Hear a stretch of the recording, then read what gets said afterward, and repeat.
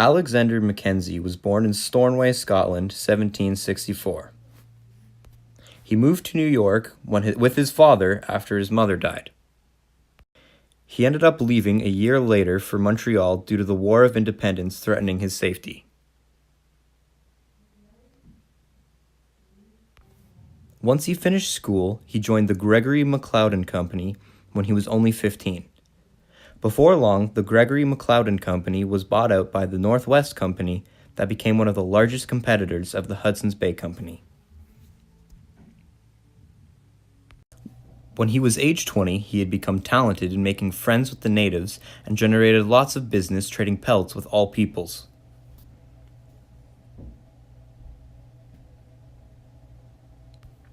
Once he was noticed for his talents, he was promoted to agent and partner on one condition. Later on, he would have to move out of Montreal to do business in the lesser-known Northwest Canada.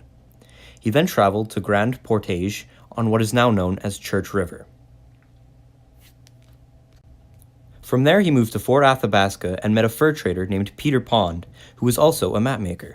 From there, they both moved to Fort Chipewyan. They lived there for about a winter, which was enough time for Mackenzie to have an inquiry and become driven by two questions. 1. Find the mouth of a river that might go north or east to the Pacific.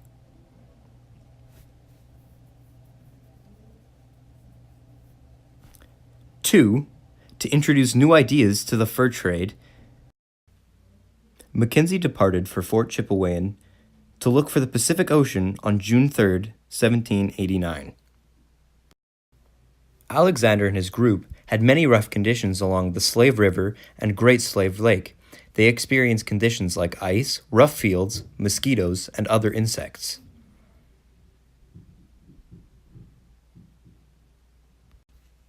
They reached the Arctic Ocean and realized the theory that Slave River and Lake led to the Pacific Ocean was wrong.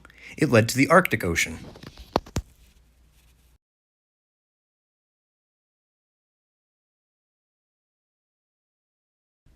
They traveled a total of 3,000 miles on this journey. On May 9, 1793, Alexander set out to find the Pacific Ocean yet again, this time traveling along the Peace, Parsnip, and McGregor rivers. He also navigated the Fraser River, which by advertisement from a local carrier, he traveled back up the Bella Coola Gorge. From there, Alexander and his team borrowed some canoes and followed the Bella Coola River till they finally arrived at the Pacific Ocean on July 22, 1793. On this journey, they traveled a total of 2,300 miles.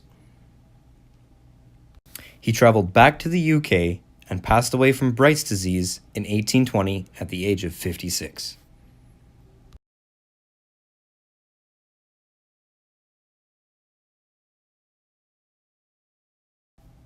The exploration of Peace River.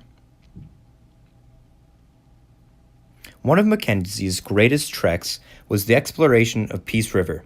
He set out with two native guides, Alexander Mackay, 6 voyageurs from Canada, one of Mackenzie's cousins, and a loyal dog.